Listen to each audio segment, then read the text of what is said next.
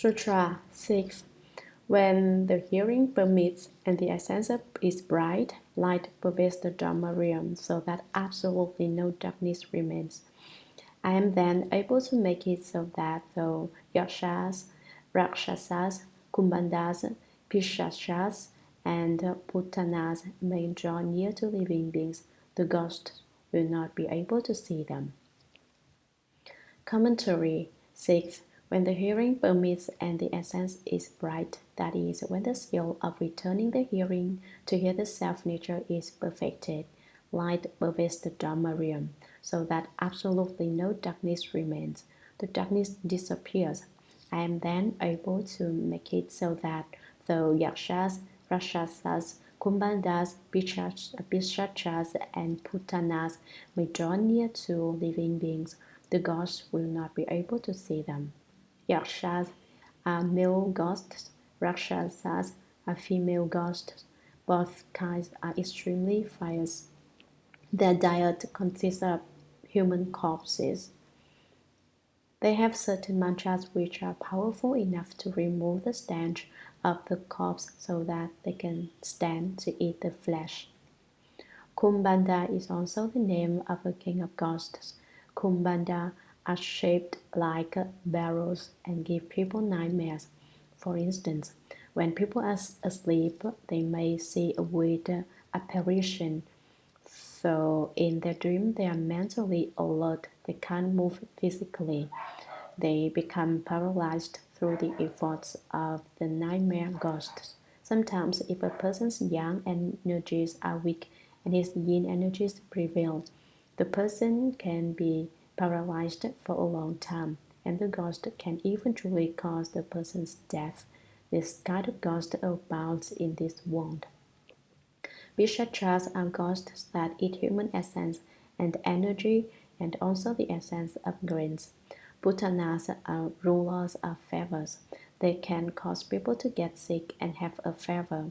If you cultivate the skill of returning the hearing to hear the self-nature, or if you recite the name of Kuan Bodhisattva, then these ghosts cannot see you, though they may come right up beside you, because you emit light which they fear.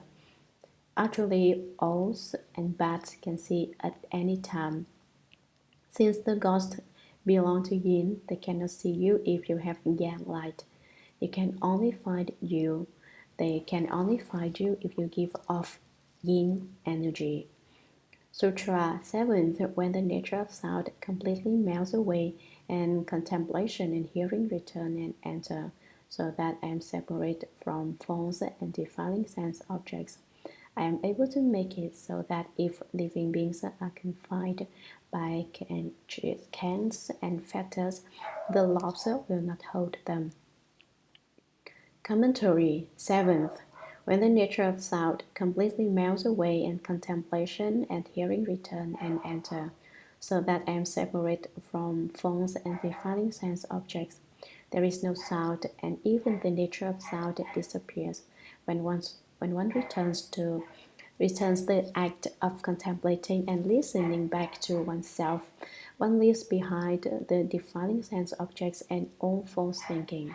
Then I am able to make it so that if living beings are confined by ganj and fetters, the locks will not hold them. If you recite the name of Kuan Yin Bodhisattva, the locks fall open by themselves. This happens quite often. A lot of people have had this experience. It's not just a manner of speaking. If people sincerely recite the name of Kuan Yin Bodhisattva, there can be responses like this. Once there was a person who committed a crime and was put in jail. He and the 7 or 8 other prisoners recited the name of Kuan Yin Bodhisattva. How did he know about doing that? He knew a monk and had asked the monk to save him from his plight. The monk had said, "If you want me to save you, you must single-mindedly recite the name of Kuan Yin Bodhisattva. Then you will be able to get out of this predicament." The prisoner recited Kuan Yin Bodhisattva's name for 3 days and 3 nights, and then the locks on his and chains spontaneously opened, and he was free to go. but he did not go. What meaning would there be in my going if the others have to stay here? Was his thought. So he taught the others to recite the name of Kuan Yin Bodhisattva. After 2 more days of recitation, the locks on the other prisoners also fell away. They all returned to their homes. After that, they single-mindedly recited the name of Kuan Yin Bodhisattva. They recited so sincerely that they caused everyone in the village to take up the practice as well. Sutra 8. When sound is gone and the hearing is perfected, an all-pervasive power of compassion arises, and I can make it so that if living beings are traveling a dangerous road, thieves will not rob them. Commentary 8. When sound is gone and the hearing is perfected, an all-pervasive power of compassion arises. The sounds of the mundane world cease, and by turning the hearing back to hear the self-nature, one's hearing is perfected, which means that without using the mind to cognize the hearing, one can hear all sounds. I can make it so that if living beings are traveling a dangerous road, thieves will not rob them. Sutra 9. When one is permitted with hearing, one separates from worldly objects and forms cannot rob one. Then I can make it so that living beings with a great deal of desire can leave greed and desire far behind. Commentary. The ninth fearlessness is to be separated from greed and desire. When one is permitted with hearing, one separates from worldly objects and forms cannot rob one. If one cultivates day after day until the skill of returning the hearing to hear the self-nature is perfected, one can be apart from all superficial states. In particular, one can separate from the realm of the defiling objects of form. People should not think that beautiful forms are good to get involved with. If you love a beautiful form, it will plunder the treasures of your household. It will take your most ancient and valuable gems and steal them away from you. Rather, it should be that eyes contemplate the shapes of forms, but inside there is nothing. Ears hear the worldly sounds, but the mind does not know. When you see a beautiful form, your attitude of mind should be that it is as if you had not seen it. If you see a beautiful form and your mind moves, ask yourself why your mind didn't move before you saw it. Don't let forms rob you of the wealth of your household. Kuan Yin Bodhisattva says, I make it so that living beings with a great deal of desire can leave greed and desire far behind. A passage in the chapter on the universal door of Kuan Yin Bodhisattva of the Lotus Sutra reads, if people with a great deal of desire can constantly be mindful and respectful of Kuan Yin Bodhisattva, they can get rid of their desire. That is the meaning of the present lines of text as well. A great deal of desire specifically refers to sexual desire, the biggest problem in human life. The one that is nearly impossible to resolve is sexual desire. To see through the involvements of men and women and put them down is genuine liberation. If you can't see through them and put them down, you cannot get free and you cannot become enlightened. If you are really adept in your skill, then when you eat, you will know you're eating, and when you are dressed, you will know you are wearing clothes. If you can forget about eating and wearing clothes, you will be even more able to renounce external things. If men can forget about their girlfriends and women can forget about their boyfriends, if you can smash through that state, then your skill will have some substance to it. How much less should you get hung up with your sisters and brothers, your sons and daughters, and the whole lot of relatives? To study the Buddha Dharma, you have to put everything down. During the period in which you are studying the Buddha Dharma, you should pay no regard to anything else. You should be like a new person just beginning again, and you should forget about all the events of the past. In that way, the water of Dharma can moisten your body hurt. If you can't put this down and can't renounce that, then the water of Dharma has no way to nourish your body heart. If you can constantly recite the name of Kuan Yin Bodhisattva and pay respect to Kuan Yin Bodhisattva, then your thoughts of desire will disappear. The most important aspect of cultivating the way is cutting off thoughts of sexual desire. If you cannot do that, you cannot get out of the triple realm. You can't decide that you want to become enlightened and still not be able to part with the experiences of this world. If you can't separate from the affairs of this world, you cannot become a Buddha. You can't have both. Mencius said it well. You can't have fish and bear paws at the same time. Although one may like to eat fish and to eat bear paws, there's no way one can eat both in the same bite. By the same token, you cannot have worldly pleasures and transcendental bliss at the same time. You want to become a Buddha, but you can't part with mundane wealth, forms, fame, food, and sleep. There's no way you can bring that off. Sutra 10th. When sound is so pure that there is no defining object, the sense organ and the external state are perfectly fused, without any complement and without anything complemented. Then I can make it so that living beings are full of rage and hate, can leave all hatred. Commentary. The 10th fearlessness. When sound is so pure that there is no defining object, the sense organ and the external state are perfectly fused.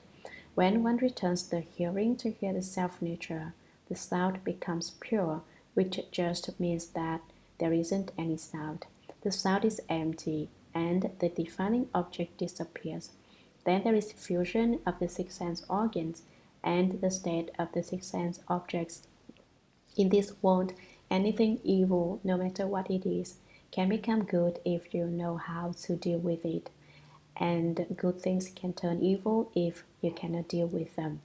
Earlier in the sutra, the Buddhas of the 10 directions told Ananda that the six filthy sense organs are what causes one to fall, and that the six sense organs are also what enables one to accomplish Buddhahood. It is the six sense organs and nothing else. If you use them well, they can help you. If you are unable to use them, they can destroy you. It's just like money. When you have it, if you realize that you should do meritorious things with it and perform all kinds of good deeds to benefit beings, then your money has not spent badly. But if you use the money to gamble or for opium and various other unwholesome things, then you have used your money to commit offenses. The principle is the same with the six sense organs. When the sound is gone and the organs and objects are in perfect accord, there is no complement or anything complemented. They are non-dual. They have become one. They are united, and so there aren't any sense organs or sense objects, and yet the sense organs are just sense organs, and the sense objects are just sense objects. There is no matching of sense organs with sense objects when one reaches this state. Then I can make it so that living beings who are full of rage and hate can leave all hatred. I can cause living beings big tempers and fiery natures and their massive hatred to disappear. Hatred refers to getting angry and having afflictions. The Dharma Flower Sutra says, if people who have a lot of anger can constantly be mindful and respectful of Kuan Yin Bodhisattva, they can get rid of their hatred. The essential point here is being constantly mindful. It's not that you recite today, but not tomorrow. Recite this morning, but not tonight. It's not that you recite this month, but not next month. You must recite every day for your practice to be worthy of being called constant mindfulness. And respectful does not mean that you recite but never really believe in the Buddha. You harbor a doubt. Can it really be this way? Is there such a power? Once you start to question it, you won't be able to be successful. So with faith and constant mindfulness and request for Kuan Yin Bodhisattva, you won't have a temper anymore.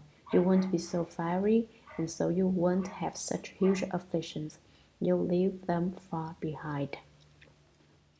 Sutra 11. When the dust has gone and has turned to light, the Dharma Realm and the body and mind are like crystal, transparent and unobstructed. Then I can make it so that all dark and down-witted beings whose natures are obstructed, all Atyantikas can be forever free from stupidity and darkness. Commentary 11th. When the dust has gone and has turned to light, when the states of the six sense organs and six sense objects melt away, we emit a light. Then the Dharma realm and the body and mind are like crystal. The body and mind are the Dharma realm, and the Dharma realm is the body and mind. They become one. The body and mind pervade the Dharma realm. Isn't that the state of a Buddha? That's also the way Kuan Yin Bodhisattva is. The body and mind become like crystal, transparent and unobstructed. From inside, one can see outside, and from outside, one can see inside. There is no inside, outside, big or little. That's like the monk does here, great rest, from Ling Yen Mountain. He deserved his name. He built himself a tomb out of rock just big enough to sit in. Then he made a door for it out of stone and carved a couplet beside it, one line on either side of the door. The couplet went like this: No big, no little, no inside or out. I cultivated, I understood, and I took care of myself. That is, he did his own cultivation, came to understand by himself, and then made his own funeral arrangements. After he finished the couplet, he sat down in the tomb, closed the door, and completed extinction. He entered nirvana, that is an inconceivable state. So when he took his rest, it was indeed a great one. How vast was his liberation! How free he was! I met this monk at Suzhou at Lingyan Mountain. He cultivated for himself and took care of everything else as well. He wasn't any trouble for anyone. Then I can make it so that all dark and down-witted beings whose natures are obstructed, all Atyantikas, can be forever free from stupidity and darkness. They have no wisdom, and so they cannot see through and clearly understand anything, just like a dull knife that can't cut clean. They mistake right for wrong and wrong for right. But Kuan Yin Bodhisattva can enable these beings to be separate from obstructions that cover them over. Atyantikas is a Sanskrit word that means unwholesome mind. If you suggest that such a being do something good, he cannot. Rather than give up a penny for some good use, he grips it clutched in his fist with such force that the copper melts. If you tell him to help someone, his reaction is that it's stupid. My money is for me to spend. Why should I help other people? However, Kuan Yin Bodhisattva can help such people get out of their stupidity, their darkful viewpoint. Someone who doesn't help others doesn't have any light in his own self-nature and therefore is the stupidest kind of person there is. The passages just previously discussed greed and hatred. This section concerns stupidity. The Dharma Flower Sutra says, if people with a lot of stupidity can constantly be mindful and respectful of Kuan Yin Bodhisattva, they can get rid of their stupidity. Once there was an extremely wealthy man who really loved money and was loath to give it up. He had 3 sons. He named the first son Gold. Silver was the name of the second son. The third son, he was afraid, would do good deeds with his money instead of hoarding it. He named him Comic Obstacle. When he was about to die, he called his first son to his side and said, I'm about to go. Will you go with me? Gold said, You're nuts. How could I die with you? You ordinarily love me best. Why is it when it comes time for you to die, you want to harm me? Gold would not go with him. Well, I talked it over with the second son, the father thought, and he called in Silver. Your older brother won't accompany me in death, will you? You're usually very filial.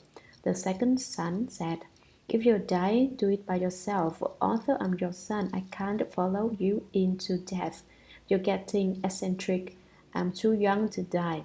Gold wouldn't go with him, and neither would silver. He called his third son karmic obstacle. Usually, you're very disobedient, so I'm not very fond of you. But now I'm about to die, and gold and silver won't go with me. Can you think it over and decide if you can accompany me? Comic Obstacle said, there's no need for me to think it over. Of course I'll go.